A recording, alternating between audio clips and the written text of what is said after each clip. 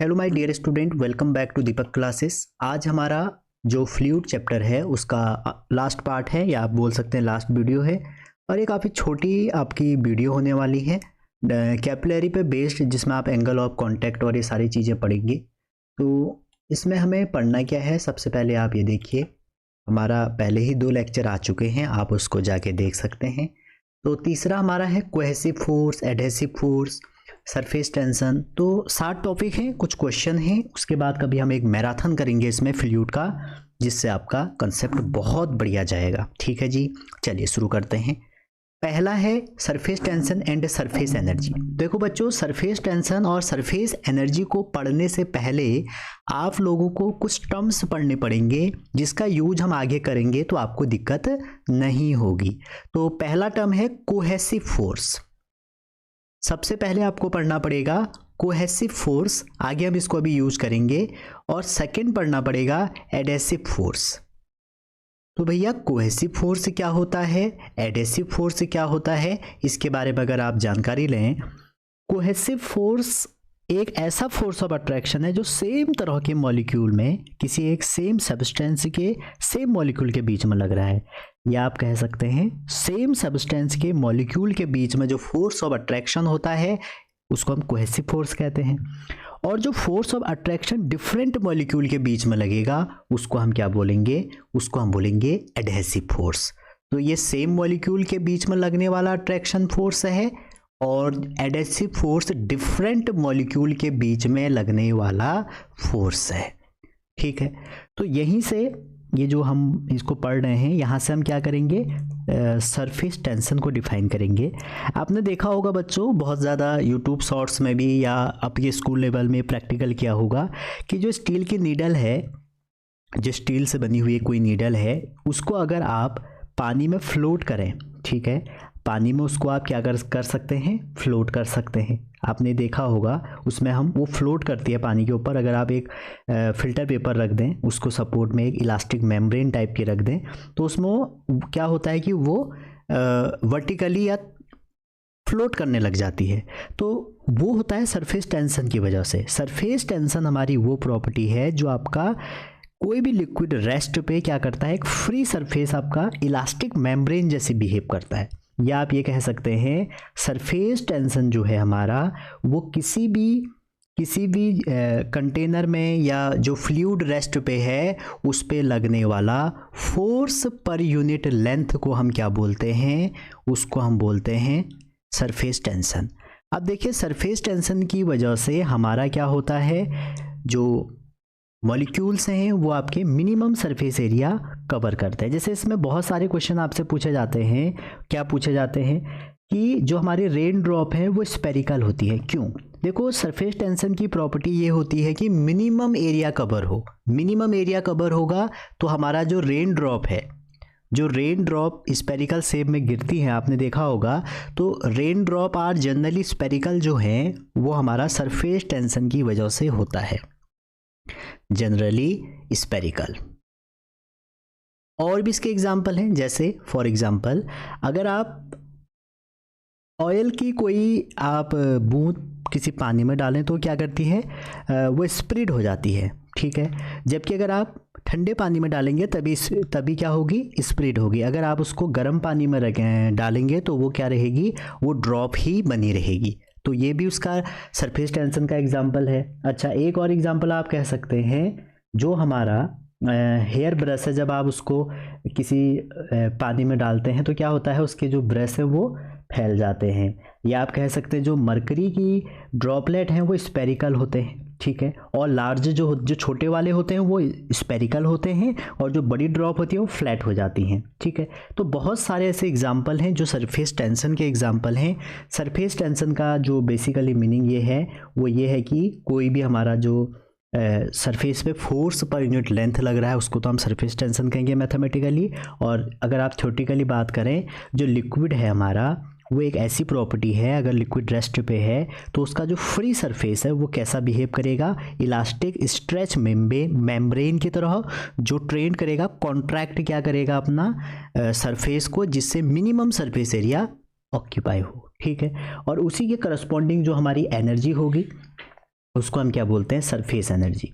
जो हमारी extra energy possess करती है मॉलिक्यूल ऑफ सरफेस फिल्म, ठीक है, पर यूनिट एरिया में, तो उसको हम सरफेस एनर्जी कहते हैं। ठीक है, अगर कोई इसका फॉर्मूला पूछे तो वो होता है work done over increase in area, work done over increase in area. ठीक है जी, आगे चलते हैं आगे। अच्छा, इसको करने से पहले मैं आपको ये बता दूं कि सरफेस टेंशन किस किस चीज़ों पे डिपेंड करता है, पहले तो आपको ये पता होना चाहिए। तो जो हमारा सरफेस टेंशन है वो कुछ पैरामीटर हैं जिन पे डिपेंड करता है। जैसे नंबर 1, सबसे पहले वो डिपेंड करता है सरफेस टेंशन आपका सॉल्यूट पे, effect of solute, effect of solute. ठीक है, तो इफेक्ट ऑफ सॉल्यूट का मतलब ये है जो हाईली सॉल्यूबल आपके सब्सटेंसेस है, सोडियम क्लोराइड है, वो इंक्रीज कर देते हैं सरफेस टेंशन ऑफ वाटर। तो सॉल्यूट पे डिपेंड करता है। नंबर 2, टेम्परेचर पे डिपेंड करता है। टेम्परेचर जो ये होगा, ये क्या होगा, सरफेस टेंशन आपका 1/, टेम्परेचर होता है, टेम्परेचर बढ़ाने पे घटेगा। क्लियर है यहाँ तक? अच्छा जी, ऐसा होता है इसमें कि अगर आपका टेम्परेचर इंक्रीज हो रहा है तो सरफेस टेंशन डिक्रीज होगा, और सरफेस टेंशन एक टाइम पे 0 हो जाएगा। जिस पॉइंट पे 0 होता है उसको क्रिटिकल टेम्परेचर भी कहते हैं। ठीक, तो ये सारी कंडीशन है, ये 2 कंडीशन तो आपको ध्यान में रखनी है। इसके बाद देखते हैं अगला टॉपिक है excess pressure in shop bubble and liquid bubble, liquid drop. तो जो हमारा एक्सेस प्रेशर हो जाएगा सॉप बबल में या लिक्विड ड्रॉप के अंदर, वो कितना होता है। देखिए, जो हमारा एक्सेस प्रेशर है इसका आपने डेरिवेशन किया होगा कई बार। तो जो सॉप बबल है इसमें जो एक्स्ट्रा प्रेशर होता है वो होगा आपका 2 सरफेस टेंशन ओवर उसकी रेडियस। और वही लिक्विड, अगर लिक्विड के लिए पूछ लें कि भैया लिक्विड में कितना होगा, ठीक है, ये हमारा सॉप बबल का है, उसमें 2 फिल्म होती हैं, तो इसमें हम डबल कर देते हैं इसको, तो आप बोल सकते हैं 4 सिग्मा बाई आर। और वही लिक्विड ड्रॉप का होता है 2 सिग्मा बाई आर। इसका डेरिवेशन आपको कोई भी बुक में मिल जाएगा। जनरली होता क्या है, जैसे आपका कोई ड्रॉपलेट बबल्स हैं, इसकी रेडियस आर है, तो अगर आप इसमें क्या करते हैं, इंक्रीज करते हैं इसका सरफेस एरिया, ठीक है, एक्सेस प्रेशर मतलब जब इसका हम इंक्रीज कर देंगे, जो ये वाली फिल्म है, अगर आप डी आर एरिया इंक्रीज कर देते हैं तो प्रेशर कितना इंक्रीज होगा, जो एक्सेस प्रेशर होगा वो हम निकालें तो वो इंक्रीज इन एरिया निकालते हैं। तो इसका एक छोटा सा डेरिवेशन है, जनरली आपको ये पूछा जाएगा, क्योंकि सॉप बबल में 2 इनर और आउटर फिल्म होती हैं तो इसलिए डबल हो जाता है, और लिक्विड ड्रॉप में सिंगल रहता है। आगे चलते हैं, अगला टॉपिक जो इस चैप्टर की जान बोल सकते हैं आप, एंगल ऑफ कांटेक्ट। बच्चों, जो लिक्विड सरफेस है यूजुअली कर्व होते हैं। जब ये कर्व होंगे, आप इसको किसी सॉलिड के कांटेक्ट में रखेंगे तो उसका जो शेप, पर्टिकुलर शेप आएगा, जो इसका बाहर से जो फिल्म है, जो सरफेस जब कांटेक्ट में रखते हैं तो वो जो शेप बन के आएगा वो डिपेंड करता है रिलेटिव स्ट्रेंथ ऑफ एडहेसिव और कोहेसिव फोर्स। तो इसमें 3 कंडीशन है। अगर आपका एडहेसिव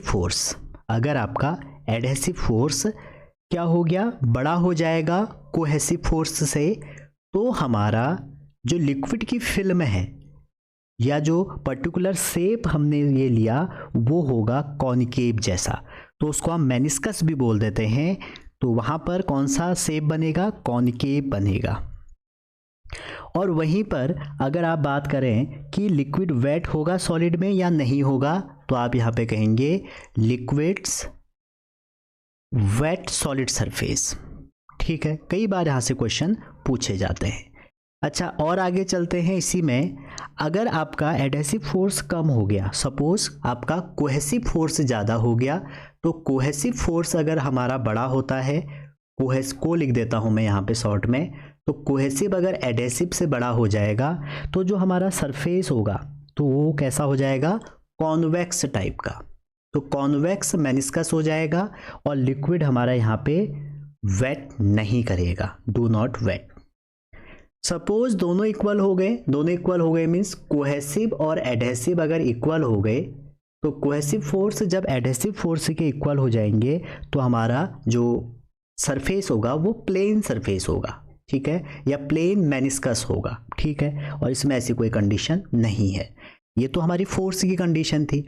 अब मान के चलिए आप एंगल ऑफ कांटेक्ट जो है, एंगल ऑफ कांटेक्ट होता है अगर आप टेंजेंट बना दें लिक्विड सरफेस में, जिस पॉइंट पे कांटेक्ट है सॉलिड सरफेस से, तो सॉलिड सरफेस और लिक्विड सरफेस में जो आपने टेंजेंट बनाएंगे at the point of contact, उसको हम बोलते हैं एंगल ऑफ कांटेक्ट। अगर आप एंगल ऑफ कांटेक्ट की बात करें, एंगल ऑफ कांटेक्ट जो है वो डिपेंड करता है आपका nature of solid and liquid.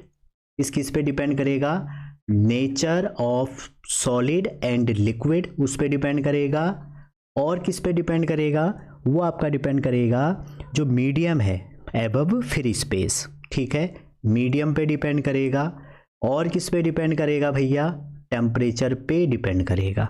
और कोई कोई बोलते हैं कि जो सरफेस कांटेक्ट में उसके क्लीनेस पे भी डिपेंड करेगा कि कितना क्लीन है। क्लियर है? अच्छा, अब इसमें अगर आप आगे बढ़ें, अगर आप एंगल ऑफ कांटेक्ट की बात करें, यहाँ पर हम कह रहे हैं कॉनकेव है, यहाँ पर हम कह रहे हैं कॉन्वेक्स है। इसी में अगर आप एंगल ऑफ कांटेक्ट की बात करें, फॉर एग्जांपल जैसे आप देखते हैं वाटर और ग्लास का जो एंगल होता है वो 8 डिग्री होता है। जो आपका वाटर और ग्लास का एंगल होगा वो कितना होगा? 8 डिग्री होता है। सिमिलरली अगर आप मरकरी और ग्लास को मिक्स, ग्लास में मरकरी रख दें तो उसका जो एंगल होगा वो कितना होता है? वो होता है आपका 138, ठीक है। और वैसे ही प्योर वाटर और सिल्वर को अगर आप ले लें तो उसका जो हमारा एंगल ऑफ कांटेक्ट होता है वो होता है आपका 90। तो ये जो हमारा एंगल ऑफ कांटेक्ट है ये बहुत इंपॉर्टेंट पैरामीटर है कि कोई भी लिक्विड सरफेस किसी सॉलिड सरफेस के ऊपर कैसा शेप बनाएगा, कितने पर्टिकुलर एंगल से जाएगा, ठीक है। अच्छा, अब इसमें अगर आपको कभी एंगल ऑफ कांटेक्ट की बात की जाए, अगर इसमें कभी भी एडेसिव और कोहेसिव फोर्स में एंगल ऑफ कांटेक्ट की बात करेंगे तो एंगल ऑफ कांटेक्ट क्या होगा? जो हमारा कॉनकेव मेनिस्कस होगा उसके लिए जो एंगल ऑफ कांटेक्ट है वो 90 से कम होगा। और वहीं पर जो हमारा कॉन्वेक्स होगा उसमें जो थीटा होगा वो 90 से हमेशा ज़्यादा होगा। और प्लेन में क्या होगा? थीटा 90 हो जाएगा, ठीक है। तो इसके एग्जाम्पल मैंने आपको बता दिया। मतलब कहने का मतलब ये हो गया कि एंगल ऑफ कांटेक्ट 0 से लेके 180 के बीच में लाई करेगा, ठीक है। तो 0 से 180 के बीच में लाई करेगा। एग्जाम्पल के तौर में जो एनसीईआरटी में है, अगर आप H2 और ग्लास का लेते हो, H2 प्लस ग्लास, इसका कितना होगा? 8 डिग्री। और वहीं अगर आप लेते हैं pure water plus mercury plus glass लेते हैं तो उसका हो जाएगा 138। और वहीं पर मरकरी प्योर वाटर और सिल्वर का ले लें तो उसका होता है 90। तो ये छोटे छोटे टर्म हैं जो आपको ध्यान में रखने हैं। होता क्या है, एक बार हम इसको थोड़ा सा डायग्राम से देखते हैं। डायग्राम से क्या होगा इसमें देखिए, जो हमारे 3 अलग अलग सरफेस आपने बनाए हैं, जो हमारा कॉन्वेक्स या पहले कॉनकेव भी बना लो, जो कॉनकेव मेनिस्कस हो जाएगा वो कैसे होगा? देखिए, ये अगर आपका सरफेस है, इसमें कोई आपका फ्लूइड है, ये जो फ्लूइड है भैया ये कैसे बनेगा? देखिए, इसका जो सरफेस है वो ऐसे बनेगा अगर कॉन्वेक्स है हमारा तो, ठीक है। तो ये कैसा हो गया? इसको हम बोलते हैं, सॉरी, कॉनकेव बनेगा तो ये हो जाएगा, ठीक है। तो इसमें जो टेंजेंट ड्रॉ करोगे आप, वो टेंजेंट कैसे होगा? ये कांटेक्ट वाला टेंजेंट। तो यही हमारा एंगल ऑफ कांटेक्ट है। और यहाँ पे जो ये फोर्स है, यहाँ पर जो एडहेसिव फोर्स होता है वो आपका कोहेसिव फोर्स के 1/√2 से भी ज़्यादा होता है। सिमिलरली अगर आप बात करें कॉन्वेक्स की, ठीक है, तो कॉन्वेक्स में जो हमारा सरफेस बनेगा वो ऐसे बनता है, ऐसे बनेगा। तो इसमें जो एंगल ऑफ कांटेक्ट हो जाएगा वो कहाँ होगा? वो ऐसे हो जाएगा। क्लियर है यहाँ तक? तो ये पूरा एंगल कितना है? थीटा है। और प्लेन में तो आप सभी को पता है, प्लेन में क्या हो जाएगा? ये प्लेन है तो इसमें ये वाला एंगल आपका 90 डिग्री हो जाएगा, ठीक है। तो इसमें जो फोर्स होगा एडहेसिव फोर्स वो कोहेसिव से 1/√2 कम होगा। प्लेन के लिए जो हमारा एडहेसिव फोर्स है वो हमारा कोहेसिव फोर्स के FC/√2 के बराबर होगा। तो एंगल ऑफ कांटेक्ट से काफ़ी क्वेश्चन आए हुए हैं। आगे देखते हैं, ज़्यादा टॉपिक्स में नहीं है। अगला टॉपिक है कैपिलरिटी। कैपिलरिटी बच्चों लैटिन वर्ड है। कैपिलरिटी मिला है, बना हुआ है कैपिला से, और लैटिन में कैपिला को बोलते हैं हेयर। तो हमारी एक ट्यूब है जिसमें वेरी फाइन एक बोर है, जो बोरिंग करते हैं ना, तो एक फाइन बोरिंग है जिसको हम क्या बोल देते हैं, कैपिलरी ट्यूब कहते हैं। अब जो ये जैसे भी कोई कैपिलरी ट्यूब जो है, मान लो कोई ग्लास ट्यूब है, वो दोनों साइड से ओपन है, ठीक है, और आपने वो किसी लिक्विड में क्या करी, डिप करी, तो वो क्या करेगा, उसके जो वॉल हैं वो हमारा लिक्विड राइज होगा उसमें, तो उसकी वॉल वेट हो जाएंगे, थोड़ा बहुत उसमें पानी ऊपर को आने लगेगा। लेकिन आप देखेंगे जब आप कैपिलरी ट्यूब को लिक्विड में क्या कर रहे हैं, डिप कर रहे हैं, और उसके वॉल में अगर मान लो कोई पानी नहीं आया, तो इसका मतलब क्या है, जो लेवल ऑफ लिक्विड है वो डिप्रेस हुआ। अगर लेवल ऑफ लिक्विड राइज होगा तो उसकी जो वॉल है उसमें पानी से क्या होगा, थोड़ा बहुत वो ऊपर को पानी चढ़ेगा। अदरवाइज अगर उसकी हाइट अगर आप नीचे को उसको डिप करेंगे, डिप्रेस करेंगे, तो उसका वॉल आपकी वेट नहीं होंगी, ठीक है। आप डेली लाइफ में भी इसके बहुत सारे एग्जाम्पल कर सकते हैं। जैसे आपने ब्लॉटिंग पेपर देखा होगा लैब में, जो आपका इंक को क्या कर लेता है, कैपिलरी एक्शन से उसमें कुछ पोर होते हैं, एब्जॉर्ब कर लेता है। आपने देखा होगा जो आपका टॉवल है, जब आप अपने स्किन को पोंछते हैं बाथरूम से, जब उसको आप ड्राई टॉवल से करते हैं तो क्या होता है, तो उसमें जो पोर बने होते हैं, जितना अच्छा क्वालिटी का होगा उसमें कैपिलरी एक्शन से ही आपका पानी क्या होगा, वो सोखेगा, ठीक है।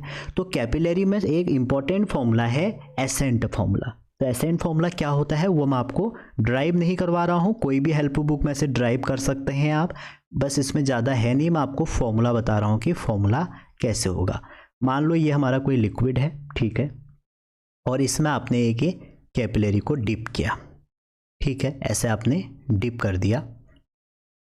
तो जब आप इसको डिप करेंगे तो देखिए इस पॉइंट, मान लो ये पॉइंट ए है, इस पॉइंट पे एक प्रेशर लगेगा इसमें, और वो प्रेशर का नाम होगा एटमॉस्फेरिक प्रेशर, ठीक है। और इस पॉइंट बी पे जहाँ पर ये लिक्विड है पूरा, मान लो एक पॉइंट यहाँ पे है, कहाँ पे, यहाँ पे है एक पॉइंट, मान लो ये पॉइंट बी है, और यहाँ पे प्रेशर कितना लगेगा, जो एक्सेस प्रेशर होगा 2 σ/r, सिग्मा है सरफेस टेंशन, ठीक है। तो यहाँ पर जो हमारा एसेंट फॉर्मूला मतलब जो लिक्विड यहाँ तक हमारा राइज हो गया है, ठीक है, इसको थोड़ा आप इरेज करके देखिए। मान लो यहाँ तक आपका ये लिक्विड है, इतने लेवल तक,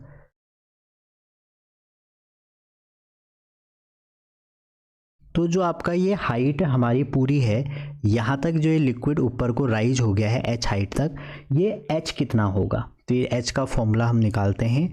छोटा सा डेरिवेशन है इसका, 2 sigma cos theta over radius rho g. आप इस फॉर्मूले से निकाल सकते हैं इसका हाइट, ठीक है, और इसी को बोलते हैं एसेंट फॉर्मूला। ये rising of liquid in capillary tube में हम लेते हैं, ठीक है। तो आप ये भी कह सकते हैं एसेंट फॉर्मूला हमारा जो राइजिंग है, जो हाइट है, वो क्या है, डायरेक्टली प्रोपोर्शनल टू, वो इन्वर्सली प्रोपोर्शनल टू क्या है, रेडियस है, अगर कभी क्वेश्चन आएगा। अच्छा, जो हाइट है inversely proportional to density of liquid है। अच्छा, डायरेक्टली प्रोपोर्शनल क्या है, डायरेक्टली प्रोपोर्शनल है सरफेस टेंशन, ठीक है। तो जो हमारी लिक्विड है, आपने देखा होगा जो बहुत नैरो ट्यूब होती हैं उसमें जल्दी मूव करता है एज कंपेयर टू वाइडर, वो यही रीजन है आपका रेडियस की वजह से। इसका आप डेरिवेशन देख लीजिएगा। डेरिवेशन में करते क्या है कि ये प्रेशर जो है P = 2 σ/r, यहाँ से कॉस थीटा इनकी वैल्यू कैलकुलेट करके हम इसको सॉल्व करते हैं। तो ये फॉर्मूला आपको ध्यान रखना है, इसको बोलते हैं एसेंट फॉर्मूला। R जो है इस कैपिलरी की रेडियस है। अच्छा, तो ये इतना ही था। इसमें अब कुछ न्यूमेरिकल देखिए, आप थोड़ा आपका क्लियर हो जाएगा कि भैया चैप्टर में ये था, और फ्लूइड आपका ख़त्म भी हो जाएगा। पहला क्वेश्चन देखते हैं। पहला क्वेश्चन कह रहा है कि the amount of energy required to soap bubble. देखो, जब भी सोप बबल कहेगा एनर्जी रिक्वायर्ड कह रहा है, तो एनर्जी क्या हो जाएगा आपका, एनर्जी जो हो जाएगी, कभी भी आपको एनर्जी कैलकुलेट करना है तो एनर्जी हो जाएगी सरफेस टेंशन इनटू एरिया, क्योंकि हमने अभी सरफेस एनर्जी की बात करी थी, तो वो क्या था, work done over work done over area, तो हमने उससे सॉल्व किया। तो अब ये ध्यान रखना, ये 100 बबल है, वहाँ से एनर्जी निकाल दी क्योंकि सरफेस एनर्जी आपकी निकली थी वर्क डन ओवर एरिया। तो यहाँ से जो वर्क है, जो एनर्जी है, वो सरफेस एनर्जी जो हमारी निकल के आएगी वो क्या आएगी, सरफेस टेंशन इनटू एरिया। तो जैसे आप सरफेस टेंशन इनटू एरिया करोगे तो 100 बबल के लिए कितने का इंटू करना पड़ेगा, 2 का इंटू करना पड़ेगा। ठीक है, तो जैसे ही 2 का इंटू करेंगे, सबकी वैल्यू रखेंगे, आपका आंसर सही। तो अब 100 बबल है तो आप क्या करेंगे भैया, 2 का इंटू कर देंगे। ठीक है, अगर लिक्विड ड्रॉप होता तो यहाँ पे 2 का इंटू नहीं होता, तो भैया आप क्या करेंगे, वैल्यू रख देंगे, तो आ जाएगा 2, सरफेस टेंशन आपको 0.03 और एरिया हो जाएगा पाई आर स्क्वायर। अच्छा, ये कौन सा स्पेरिकल होगा, तो स्पेरिकल का एरिया होता है 4 पाई आर स्क्वायर, तो 4 पाई आर दिया है आपको, आर कितना दिया है, 2 सेंटीमीटर, जिसका मतलब होता है 10 की पावर -2 का होल स्क्वायर। बस इसको सॉल्व कर दो, ये नियर अबाउट 3.01 निकल के आएगा। अगला क्वेश्चन एक रेक्टेंगुलर फिल्म है, लिक्विड की एक्सटेंड करा है, ये उसका साइड दे रखी है टू इतना। अच्छा, इनिशियल टू फाइनल एरिया दे दिया है, तो वर्क डन इतना है, तो कह रहे हैं कि सरफेस टेंशन कितना होगा। तो अभी भी हमने आपको एक फॉर्मूला बताया था, work equal to surface tension into area. ठीक है, तो सरफेस टेंशन इनटू एरिया और कौन सी है, लिक्विड इट एक्सटेंड इतना, तो वैल्यू ऑफ लिक्विड दिया है। ठीक है, तो वही आप इसमें क्या कर देंगे, 2 का इंटू कर देंगे। तो सरफेस टेंशन आपका, तो सरफेस टेंशन दिया ही है और एरिया में आपको 2 शेप दिए हैं, तो इनिशियल माइनस फाइनल, तो आपको निकालना क्या है यहाँ पे, सरफेस टेंशन। तो सरफेस टेंशन इक्वल टू क्या हो जाएगा, work over 2 time A final minus A initial. तो बस अब करना ही क्या है, वैल्यू रख दो। सरफेस टेंशन इक्वल टू हो जाएगा 3 इंटू 10 की पावर -4 अपॉन में आ जाएगा 2 इंटू एरिया कितना, देखो इससे एरिया निकाल सकते हो आप, ये हो जाएगा 4 2 जा 8 और 5 4 जा 20, तो आप इसको कह सकते हो 20 इंटू 10 की पावर -4 मीटर में बदल लो और -8 इंटू 10 की पावर -4। बस अब इसको आप सॉल्व कर दो, सॉल्व कर देंगे तो आ जाएगा 0.125। आगे चलते हैं, अगला क्वेश्चन है थर्ड, और ये बहुत पेपर में आया हुआ है। कह रहे हैं कि एक certain number of spherical drop है लिक्विड की, जिसकी रेडियस आर है, कोलैप्स होकर एक सिंगल ड्रॉप बनाएंगी जिसका वॉल्यूम वी है। कह रहे हैं टी अगर सरफेस टेंशन हो तो कितना होगा। तो देखिए, जो हमारा यहाँ पर सरफेस एनर्जी, जो हमारी एनर्जी है, मान लो एनर्जी हमारी जो ई है वो कितनी हो जाएगी, surface tension into change in area. ठीक है, अब देखिए जो हमारा सरफेस टेंशन है वो तो हमें पता नहीं है, इसको मैं टी लिख देता हूँ, इनटू एरिया क्या हो जाएगा, A final minus A initial. अब आपको देखना पड़ेगा ए इनिशियल क्या होगा, ए फाइनल क्या होगा। तो देखो ए फाइनल आपका हो जाएगा स्पेरिकल ड्रॉप का एरिया 4 पाई आर स्क्वायर होगा। ए इनिशियल कितना हो जाएगा, आप जब ए इनिशियल कैलकुलेट करेंगे तो ए इनिशियल हो जाएगा आपका, एन ड्रॉप है यहाँ पर, तो n into 4 pi r square, तो एन ड्रॉप का एरिया कितना हो जाएगा, ये हो जाएगा। तो जो हमारा यहाँ पे चेंज निकलेगा, आपको चेंज निकालना है तो पहले आर और आर में रिलेशन निकालो, क्योंकि जब हम इसको कन्वर्स करेंगे भैया या आप कोलैप्स करेंगे इनको, तो जो एन छोटे ड्रॉप हैं उसका जो वॉल्यूम है वो एक बड़े ड्रॉप के वॉल्यूम के बराबर होगा। तो यहाँ से आर और आर में रिलेशन आ जाएगा, एन इक्वल टू आ जाएगा r cube over r cube. ठीक है, तो जब ए एफ माइनस ए आई निकालेंगे तो क्या हो जाएगा, सरफेस टेंशन को तो वैसे ही रहने दो, टी तो टी ही रहेगा, इनटू ए एफ की वैल्यू रख दो यहाँ पे 4 पाई आर स्क्वायर माइनस 4 पाई, देखिए एक तो एन है और ये जो आर स्क्वायर, एन की वैल्यू ही रख दो यहाँ पे, या तो एन की वैल्यू है आपकी r cube over r cube और ये इंटू में आर स्क्वायर। इसको सॉल्व कर दो तो आपकी एनर्जी निकल के आ जाएगी। देखिए इसमें से कॉमन निकाल लीजिए सबसे पहले, जब आप कॉमन निकालेंगे 4 pi r cube minus r square, एक बार कॉमन निकालेंगे तो करेक्ट ऑप्शन क्या बनेगा आपका करेक्ट ऑप्शन बनेगा इसमें 1 बाय आर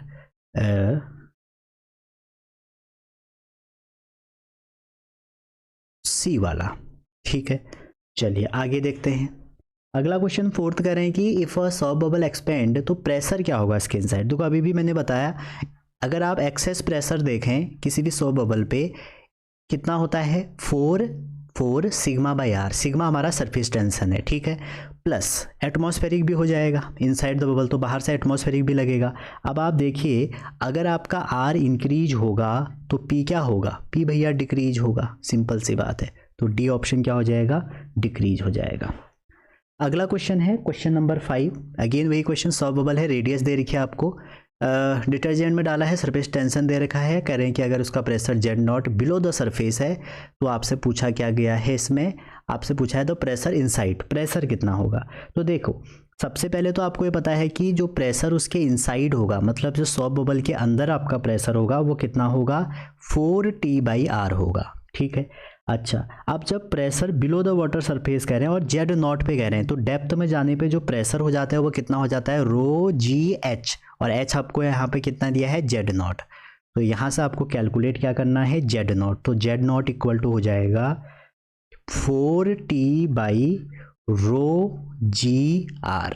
तो करेक्ट ऑप्शन आपका हो जाएगा, इसमें रख के आप वैल्यू पुट रख दीजिए। टी हमारे यहाँ पे टी नहीं है, आप इसको ना सिग्मा ही रखो, सिग्मा सरफेस टेंशन है तो वैल्यू रख दीजिए यहाँ पे, और वैल्यू रखने के बाद इसका जो आंसर आ रहा है 1 सेंटीमीटर आ रहा है। आगे देखिए question number 6 angle of contact से क्वेश्चन आया है कि एक liquid does not wet the solid surface, नहीं कर रहा है तो वेट नहीं करेगा। तो मैंने आपको अभी बताया था, अगर आप पीछे चलें, वेट अगर नहीं कर रहा है उसके वॉल पे तो हमने ये वाली टेबल बनाई थी, तो वेट नहीं करेगा तो क्या होगा, कॉन्वेक्स आपका मेनिस्कस होगा, कोहेसिव फोर्स ज़्यादा होंगे, थीटा कितना होगा, थीटा आपका 0 से ज़्यादा होगा। तो थीटा 0 से ज़्यादा होगा, मतलब इसका आंसर कौन सा होगा, सी वाला आंसर 90 से ज़्यादा होगा। अगला क्वेश्चन देखिए क्वेश्चन 7 दिया है, अगेन वही क्वेश्चन है कि एक angle of contact water glass के लिए इतना है, इथाइल के लिए इतना है, इसके लिए इतना है, इसके लिए इतना है। तो कह रहे हैं जब ग्लास कैपिलरी को पुट करेंगे ट्रो कंटेनिंग वन, एक ट्रे में रखेंगे of these of 4 liquid it observe है मेनिस्कस कॉन्वेक्स। तो पूरा कहानी बेकार है ऊपर की, ये कहानी इंपॉर्टेंट है। मेनिस्कस कैसे बन रहा है, कॉन्वेक्स। तो कह रहे हैं कि the liquid in the trough is, तो कौन सा होगा, ये वाला जो क्वेश्चन है इसमें पूछ रहा है आप कौन सा होगा, तो आप इसको कैसे निकालेंगे। देखिए जो यहाँ पर क्वेश्चन दिया है, जो आपको यहाँ पे डेटा दिया है, तो उसके अकॉर्डिंग जब आप इस पर सारी चीज़ें अप्लाई करेंगे, ठीक है, तो देखिए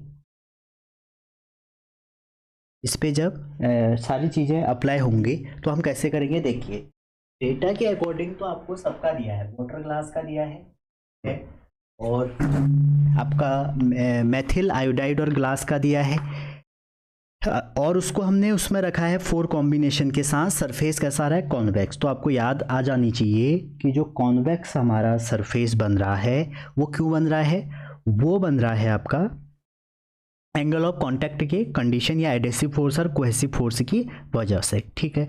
तो अब यहाँ पर देखिए जो मेनिस्कस है कॉन्वेक्स है, तो कॉन्वेक्स है तो एंगल ऑफ कांटेक्ट क्या होना चाहिए, 90 से ज़्यादा होना चाहिए। 90 से ज़्यादा मतलब ऑब्ट्यूज होना चाहिए।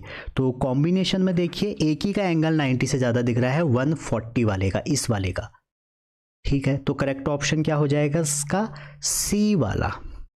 चलिए आगे चलते हैं भाई। करें कि with increase the viscosity of गया, अगर आप विस्कोसिटी इन टेम्परेचर इंक्रीज करेंगे तो विस्कोसिटी में क्या फ़र्क पड़ेगा। तो मैंने आपको बता दिया जो विस्कोसिटी होती है वो आपका, अब देखो अलग अलग है दोनों की। तो जो विस्कोसिटी होती है आपकी, ये रिलेशन होता है एग्जैक्ट, ये जो रिलेशन है ये आपका लिक्विड के लिए होता है, और वहीं अगर आप गैस की बात करें तो ये आपका गैस के लिए होता है। तो हमारी लिक्विड की क्या हो जाएगी, लिक्विड की हो जाएगी डिक्रीज, गैस की हो जाएगी इंक्रीज। तो करेक्ट ऑप्शन सी और डी, ठीक है। अच्छा, यहाँ जब मैंने आपको सरफेस टेंशन बताया था स्टार्टिंग में, तो मैंने यहाँ पर ना टी लिखा था। अगर आप देखें जो हमारा सरफेस टेंशन हुआ था यहाँ पे मैंने टी लिखा था, तो उसको आप टी नहीं रूट टी कर लीजिए। जो सरफेस टेंशन है रूट टी, किसके लिए, लिक्विड के लिए। तो ये क्वेश्चन जो मैंने आपको ये वाला करवाया, ये एनसीईआरटी एग्जाम्पलर का क्वेश्चन है। कौन सा वाला, ये वाला क्वेश्चन, ठीक है। तो टेम्परेचर बढ़ाने पे लिक्विड की डिक्रीज होगी, गैस की इंक्रीज होगी।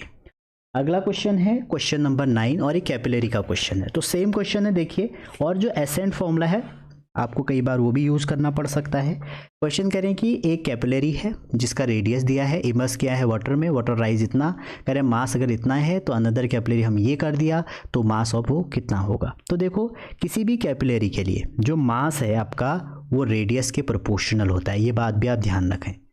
जो आपका मास दिया है वो रेडियस के प्रोपोर्शनल होगा। तो दो केस के लिए लगा दीजिए m2/m1 इक्वल टू r2/r1, तो दोनों को रखेंगे तो ये 2r/r दिया है, r से r कट गया, तो m2 इक्वल टू क्या हो जाएगा 2 इंटू 5, तो इसका मतलब 10 ग्राम आंसर आ जाएगा। अगला क्वेश्चन है, अगला क्वेश्चन देखिए क्या कह रहे हैं। कह रहे हैं कि ये थोड़ा सा पीपीटी में आपकी दिक्कत आ रही है तो इसको मैं दूसरे में पेस्ट कर देता हूँ। थोड़ा सा ये जो पीपीटी है इसमें कुछ प्रॉब्लम बन रही है, देखिए आप खुद ही देख सकते हैं। चलिए अब वो प्रॉब्लम सॉल्व हुई। क्वेश्चन 10 कह रहा है कि एक अगर आपका जो वाटर है एक राइस h तक आपने भर दिया इन कैपिलरी ट्यूब, तो उसके बाद क्या कह रहे हैं, कह रहे हैं कि if the length of tube above the surface is made less h तो क्या होगा। तो करेक्ट ऑप्शन इसका ए होगा, वाटर राइज करेगा up to a top of a capillary tube और उसके बाद वहाँ पर बिना ओवरफ्लो के स्टे करेगा। क्वेश्चन 11 देखते हैं, what is the pressure inside the drop of mercury. देखो अभी भी बताया था मैंने, किसी भी ड्रॉप के अंदर अगर आएगा तो जो प्रेशर होगा एक्सेस वो होता है 2 σ/r, ठीक है। तो ये एक्सेस प्रेशर है तो यहाँ पर 2 हमें तो सिग्मा की वैल्यू दी है, 4.6 रख लीजिए आप सिग्मा की वैल्यू इंटू 10 की पावर -1, और अपॉन में रेडियस जो दे रखी है वो दे रखी है आपको 3 mm, तो 3 mm मतलब 3 इंटू 10 की पावर -3। बस इसको आपको सॉल्व करना है तो आपका क्या निकल के आएगा, प्रेशर एक्सेस, और आपसे क्या पूछा है what is the pressure inside, तो टोटल जो प्रेशर हो जाएगा वो कितना हो जाएगा, एटमॉस्फेरिक प्लस जो आपका 2 σ/r निकाल के आया है। तो टोटल प्रेशर, और इससे क्वेश्चन आपसे पूछे जाते हैं। अगला क्वेश्चन है क्वेश्चन नंबर 12, कह रहे हैं कि एक यू शेप वायर है जिसको डिप कर रहे हैं सॉफ्ट सॉल्यूशन में, फिर रिमूव करेंगे, फिर थिन सॉफ्ट फिल्म फॉर्म्ड हो जा रही है, तो वेट दिया है उसका, कह रहे हैं कि which is include the small weight of a slider, the length of a slider is इतना, तो what is the surface tension. तो सरफेस टेंशन निकालना है, सरफेस टेंशन होता है फोर्स पर यूनिट लेंथ। मैंने आपको बताया सोप के पास 2 फ्री सरफेस, तो यहाँ पे 2 लिखना जरूरी है। वैसे तो फोर्स बाय लेंथ करोगे तो सरफेस टेंशन आएगा, लेकिन सोप के लिए आपका 2 करना पड़ेगा। अगर आप किसी ड्रॉप के लिए करेंगे तो F/L, तो यहाँ पर F की वैल्यू रख दीजिए 1.5 इंटू 10 की पावर -2 अपॉन 2 इंटू 0.30, सॉल्व कर दीजिए, करेक्ट ऑप्शन निकल के आ जाएगा। तो बच्चों ये हमारा शायद आज फ्लूइड कंप्लीट हो गया। अगर आप चैनल से जुड़े हैं तो आपको पता होगा ये क्वेश्चन कंप्लीट हो गए हैं, और इसके बाद मैं आपको बताना चाहूँगा मैं थर्मो और केटीजी का आपको डिटेल वीडियो देने वाला हूँ, ताकि आपके एग्ज़ाम में कोई भी क्वेश्चन मिस ना हो, ठीक है। और थर्मो में एक वीडियो मैं ऑलरेडी दे चुका हूँ, अब सेकंड वीडियो आ जाएगा 1-2 दिन में, तो जिससे डिटेल आपका जो कंसेप्ट है वो भी क्लियर हो जाए। तो मिलते हैं अगली वीडियो में, तब तक अपना ध्यान रखिए, पढ़ते रहिए, ऑल द बेस्ट।